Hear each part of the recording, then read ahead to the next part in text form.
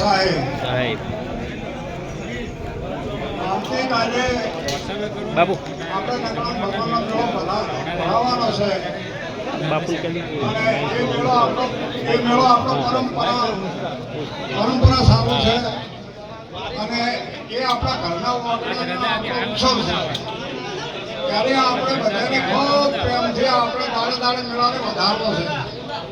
અને દાડે દાડે એની અંદર પ્રેમ ભાવ છે. આપણે દરેક કોઈ બી વ્યક્તિ કોઈ બી કામ ના હોય પણ એમની પ્રેમ ભાવથી અવતાર આવવાનો છે. અને મેળો આપણો દાડે દાડે વધારવાનો છે.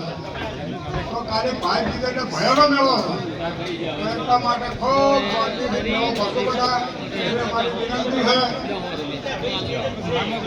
અને આ બધી જે જોડે જોડે આયોજન કર્યું ત્યારે પણ ધર્માચર બોલે અને આવો દાડે તમે ધર્મા વિશે કે પસંદ વિશે જે તમે સારા માર્ગના વચન કરીને સમજાવો છો એ બદલ અમને આવા માતર સાહેબોને પણ અમારી ખૂબ ખૂબ ધન્યવાદ છે.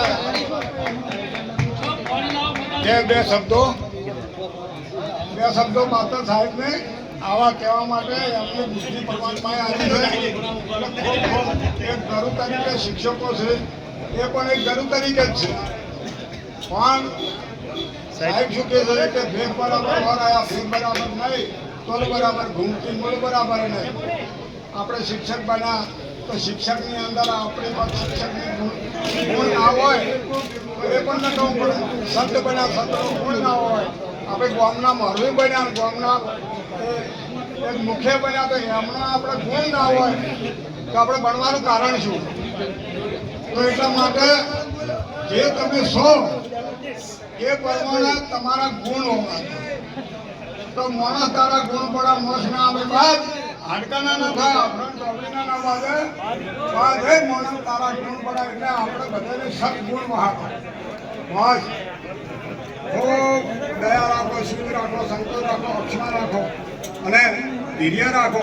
આ આપણું ધર્મ છે, સનાતન ધર્મ. અમે કહેવાય ભાઈ જીવ માત્ર સબ આપણા સમાન છે. આટલું કઈ મારી વાણીની વેમ આપો સાહેબની